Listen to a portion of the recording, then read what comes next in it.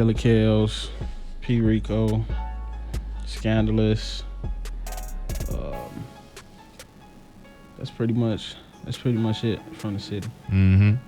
So, is there an ideal artist that you trying to reach out to, or you just pretty much just period in the industry, period? Man, it's a couple of them that I like to work with. Man, let me see. Flocka doing his thing. He back on that, he back on that party, turned up stuff. So yeah, I love to work with Flocka. Man, who else? This is new dude, Bryson Tiller. He doing this thing. I like that whole sound, man. It's good vibes. That Trap Soul CD dope, man. Bringing that R&B shit back. Yeah. You make R&B back beats?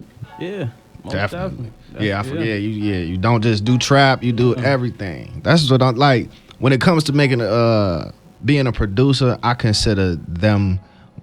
I consider that one of the top qualities. Like, if you can't make shit outside the box, you know what I'm saying? You ain't a producer to me. You feel me? And one of my favorite producers is Timbaland, because he made R&B shit. He made, you know what I'm saying, rap music. He just worked with a whole list of motherfuckers and shit. That's just how I feel, man. So I salute the beats that you be putting together, bro. I know you ain't just considered just one trap nigga. You feel me? Yeah. Is it a producer that you look up to? Right now in the game, it's a couple of them. Just the work ethic, and I like the way. Yeah, Timbaland. Yeah, most definitely, because like out of all these years, he still protected his legacy. He didn't just hop on something new just because, like, oh yeah, this new artist finna come out, I'm just finna work with them just cause. Mm-hmm. He always protected his legacy throughout the years, and not being like picky or arrogant or nothing like that, but you definitely do got to protect your legacy with with the people that you work with, and keep your image is what you started out doing. It's Timbaland. True. Now, speaking on protecting your legacy, there's a lot of producers out here who sample beats, and I know you sample music, and I saw somewhere where it was a Lil Wayne and Monica song that had an exact same sample that you had. And explain to the people how, sampling and protecting your legacy, like you said, is definitely important.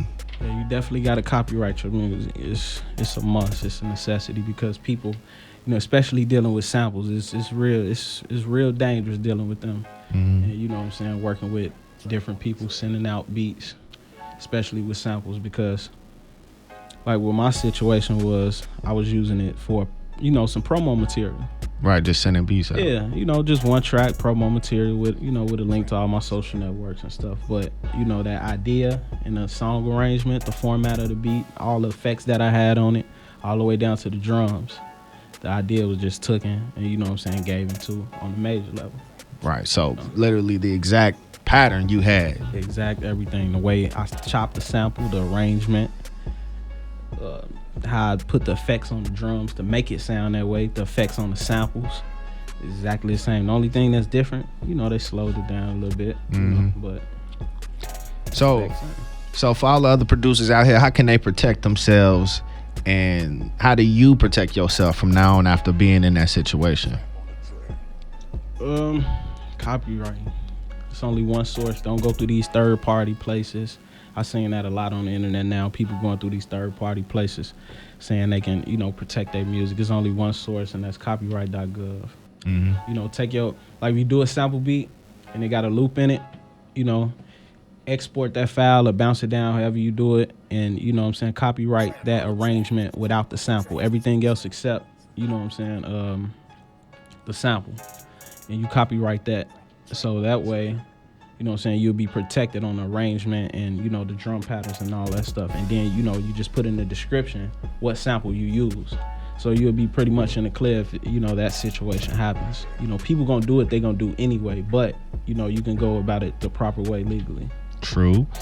I noticed that you don't have like a set site like the rest of these other producers that just, a catalog of your beats to go check out. Is there a reason why is there like you just want a personal connection? You don't want people just to find your shit and just run with it? Or, Yeah, I'm all about the, the internet, especially, coming up in the time that I'm in. I'm all about the internet networking. But I just look at it like, if I put 30 beats out on the internet, which is, there's not much, but if I put 30 beats out, it's people out there listening. So it's pros and cons. I'd rather just take, more of the pros. I mean the cons in this situation. Take them in consideration.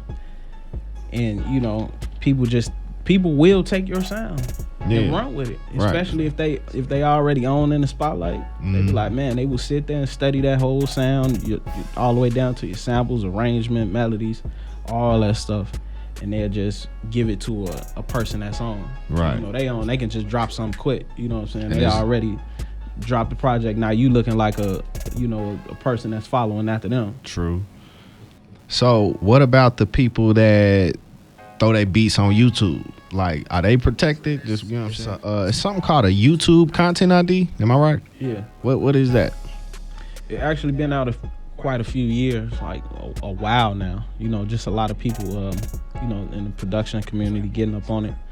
But what it does is pretty much like scan your music. Like, just say if you uploaded the beat on YouTube and a couple cats from LA or New York rapped on it, and one of them doing 100,000 views, one of them doing 10,000, somebody else doing 30,000. It's all over YouTube, but at the same time, they're gonna collectively pretty much pay you for any monetized views. So you pretty much good in that situation. That's only one of the situations where you'll pretty much be good besides the promotion, but you will get paid for the monetized views. Cause I sure be seeing a bunch of people rapping over shit and they just be gone with it. You know what I'm saying? So you telling me if I just hopped on your beat, you'll still be getting paid for it regardless? Yeah. Cool. YouTube. Yeah. I hope you producers are taking notes out here, because I see a lot of you niggas submitting free beats, submitting beats to emails, even in my email, nigga. It be some beats I don't even want to fuck with, but it's just the point. I know people sending beats out, and it's like, boy, don't you know motherfucker will take your shit? So, you know what I'm saying? It's good that you know the ins and outs, because a lot of producers don't know shit. They just be making beats and throwing them up. You got to learn the business side to it too. It's more than just sitting at the desk all day, making beats. True, definitely. Trying to think. Is there if you could lock in with one artist and team up, like how Ice Cube and Dre, like Drake and 40, like Jay-Z and Just Blaze, Future, Metro Boom, you know what I'm saying? If it was an artist you could lock in and do an EP with, a project with, who you got somebody in mind? That's in the industry right now, like mainstream industry. Yeah. Aside from who I'm working with now. Yeah. Even if it's somebody that you is working with, like if you would do a whole EP. Right now, I'm pretty much locked in with my sis Scan. Industry wise, mainstream. Do an EP with, let me see, something that'd be crazy. Somebody that's versatile. Man, it's kind of open. It's kind of open. I'm just leave that one open. Just gonna leave that one open. It's a lot. You ever tried? No, matter of fact, let me take that back. I would want to do something with Wayne, man. Wayne? Yeah, man. That'd be dope. Yeah. Definitely, man. Like people be sleep on Wayne. Like motherfuckers don't be want to give him his credit. Like he ain't been putting in work for the last 8 years and shit. You know what I'm saying? More than that, the whole swag, all that stuff I see, man, it's crazy how I was just talking about this shit not too long ago. It's crazy how people, they be like, man, all this, they all on this bape shit and all that shit. He been wearing that shit back. Right. You know what I'm saying? He visual, all that stuff. So it's, he definitely a trendsetter with fashion and, all that type of shit. Real quick, you ever try to make some juke beats? No, I haven't gotten into it. You ain't made no footwork or shit, man. I never did it. One of my favorite producers, rest in peace, DJ Rashad. Like, I never thought that, like house party music would be taken so far. Like around the time when he passed, motherfuckers overseas was eating up them juke beats. You know what I'm saying? They took the whole sound. Now it's kind of funny because the people here in the States, they look like, man, we need to make some music like that overseas shit, the house music, not knowing it came from here already. Mm-hmm. You know, they look at our stuff and they just took it and ran with it. You know, make the fist pump music that do. Yeah, like the original house. It came here. Yeah, that original house, you know, started what was Steve Silk Hurley and all, you know, the old school head people. But man, DJ Rashad literally took that juke shit overseas and they eating that shit up, bro. So I was just saying, if you made juke beats, I'll bust out footwork and shit.